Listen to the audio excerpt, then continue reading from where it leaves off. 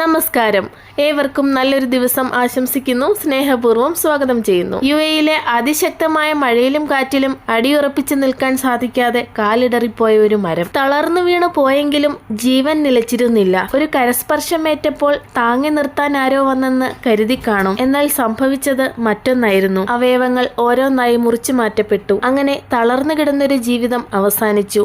ജീവന്റെ ഒരു കണക്ക് കൂടി ഭൂമിയിൽ നിന്നും ഇല്ലാതെയായി. ഇങ്ങനെ ഒരു വറ്റ് ചോറിനു വേണ്ടി കൊതിക്കുന്ന എത്രയോ ജീവിതങ്ങൾ നാം അറിയാതെ നമുക്ക് ചുറ്റുമുണ്ടാവും. വയറും മനസ്സും നിറയ്ക്കാൻ മാത്രമല്ല, ആഘോഷവേളകളിൽ മധുരം നിറയ്ക്കാനും ചോറിനു കഴിയും. കൂടുതൽ അറിയാൻ കൂടെ വരാം. ബാക്കി വന്ന ചോറ് തന്നെ വേണമെന്നില്ല. വേണമെങ്കിൽ ഇതും കൂടി ചേർത്ത് ഒരു നാഴിയരി കൂടുതലിട്ടോളൂ. ഒരു കപ്പ് ചോറിലേക്ക് 3 സ്പൂൺ അരിപ്പൊടി, പത്തിരിക്കും ഇടിയപ്പത്തിനും ഒക്കെ ഉപയോഗിക്കുന്ന വറുത്ത അരിപ്പൊടി. ഇങ്ങനെ രണ്ടും കൂടി ചേർത്ത് ഉടച്ചെടുക്കുന്നതിനാൽ അധികം വേവാത്ത ചോറിനേക്കാൾ അല്പം വെന്ത ചോറ് തന്നെ നല്ലത്.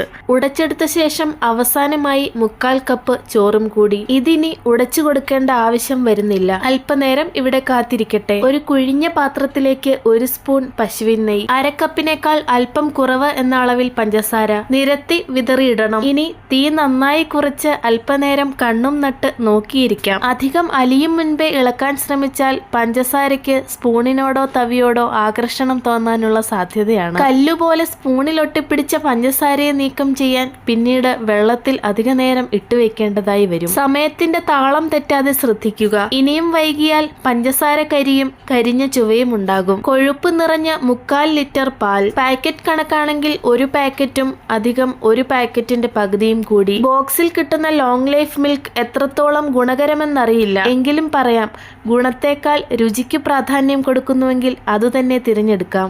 ആദ്യം ചേർത്ത പഞ്ചസാര കാരമലൈസ് ചെയ്തതിനാൽ സാധാരണ പഞ്ചസാരയുടെ അത്രയും മധുരം പ്രതീക്ഷിക്കരുത്. ആയതിനാൽ ആദ്യം ചേർത്തതുപോലെ 1/4 ലിറ്റർ പാലിന് 1/2 കപ്പിലും അല്പം കുറവെന്ന രീതിയിൽ പഞ്ചസാര ചേർക്കാം. ആദ്യം ചേർത്ത പഞ്ചസാര ഇങ്ങനെ സംഘടിച്ച് കിടപ്പുണ്ടെങ്കിൽ കാര്യമാക്കണ്ട.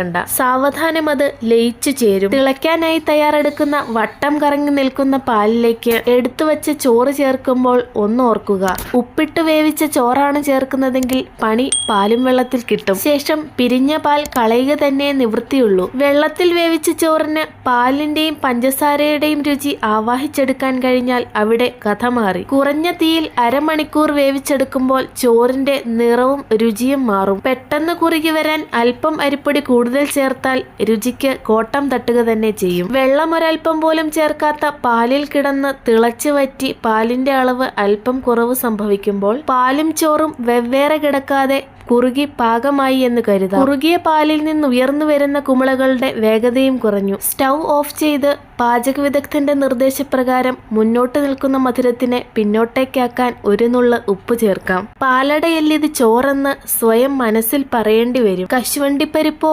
മുന്തിരിങ്ങയോ ഒന്നും ചേർക്കാതെ തന്നെ പാലിൽ പൊതിഞ്ഞിരിക്കുന്ന ചോറ് അതിരുചികരം. പാലട പായസത്തിന് പകരം ഒരിക്കലെങ്കിലും ഇതൊന്ന് രുചിക്കുക തന്നെ വേണം. ചായയുടെ നിറമുള്ള ഇത്തരം പായസങ്ങൾക്ക് മധുരം ഒരൽപ്പം മുൻപോട്ട് തന്നെ. മധുരപ്രിയർക്ക് സദ്യക്ക് ശേഷം ബോളിയിലൊഴിച്ച് കഴിക്കാൻ പാലട പായസം മാത്രമല്ല, ഇതും തിരഞ്ഞെടുക്കാം. വളരെ വളരെ രുചികരം. അങ്ങനെ പടർന്നു വീണ മരത്തിന്റെ അവസാന ഭാഗവും എടുക്കാനുള്ള ആളെത്തി. പായസം അദ്ദേഹത്തിന് സമ്മാനിച്ചു. മരച്ചില്ലകളും ഏന്തിയ വാഹനം അപ്രത്യക്ഷമായി. കഴിച്ച ശേഷം ഇളയ മകൻ സിദാന്റെ മുഖഭാവം കൂടി പകർത്തിയെടുത്ത് വീഡിയോ അവസാനിപ്പിക്കുന്നു.